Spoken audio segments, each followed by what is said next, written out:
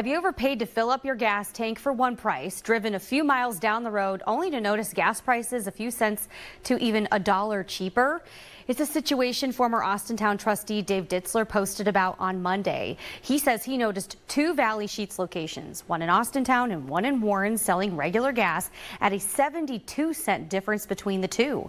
Same company, same gas, same day. To help us understand why these price fluctuations happen in different areas is the head of petroleum analysis and the head forecaster for Gas Buddy, Patrick DeHaan. Thank you so much for being with us. Thanks for having me. Yes, so could you explain how the same company just 10 miles apart can have a 72-cent price difference? Well, something a lot of Ohioans have probably come to realize over the last couple of decades is something we call price cycling was actively happening that day. One station was basically selling at or even below cost at low price. The other station had already cycled their prices. Now, price cycling doesn't happen everywhere, but stations essentially are engaged in a low-level price war every day, lowering their prices to a point where that one Sheets location may have been selling below cost. That's obviously not sustainable. So what the gas station does is, along with everyone else, they kind of readjust their price. They restore their profit margin from 0 to roughly 40 or 45 cents a gallon. And they also pass along any increase in the wholesale price of gasoline since the last time they went up. And that's why you add that up, and it can equate to 70 cents a gallon. But that's the difference. One station was potentially at or below their costs. The other one was making a decent profit, and that happens, that price cycling happens throughout much of the Great Lakes. Could the cost of gas have anything to do with local economies? For example, might gas prices be higher in more wealthier neighborhoods as opposed to lower income ones? They might be, but stations are all across Ohio active in this price war, this price cycling that pushes prices down. Except when stations kind of get ahead of themselves, that's when the game starts all over. So essentially, what you see is stations raising prices significantly when they no longer can lower them.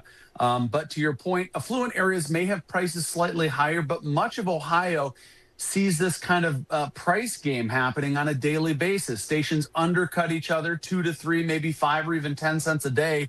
That occurs for about 1 to 1.5 weeks. At the end of that 1.5 weeks or so, gas stations are generally selling at or below their costs, which is when they raise prices back up again. So these big jumps in prices happen on average every 1.5 to 2 weeks. And does it matter between the weekend, the weekday? I mean, one viewer pointed out that the price of gas seems to differ weekends to weekdays. We almost never see those cycles happening on weekends. They generally happen during the week.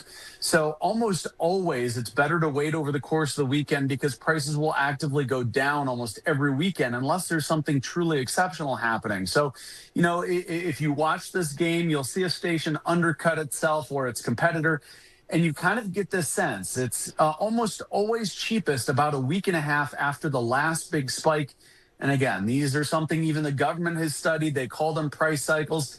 Again, doesn't happen everywhere, but there's certainly a buying opportunity if you start to develop a sense for this game that's happening. And Patrick, tell us about the Thanksgiving holiday. We're tracking gas prices. Have they already started to go up as people prepare to hit the road? Because the majority of travelers estimated to travel are mostly going to be drivers. Well, they did go up earlier in the week. I should say late last week, they jumped up to about $3.19 a gallon. That price cycling happens every 1.5 to 2 weeks. So regardless of holidays, it usually is going to happen either before or right after a holiday. So as we move into the next week, we'll probably get very close around next Wednesday ahead of Thanksgiving. You could see prices cycle again. It won't have anything to do with the holiday. Gasoline demand during the week of Thanksgiving actually is a little bit lower than the week before and after it because, yes, while we're all on the road Wednesday and returning Sunday, a lot of us don't go to school and work Thursday, Friday, and Saturday. So a lot of that means lower gasoline demand if you look at it on a weekly basis. All right, Patrick, thank you so much for giving us the scoop as we try to plan when's the best time to fill up. Thank you for joining us. Thanks for having me.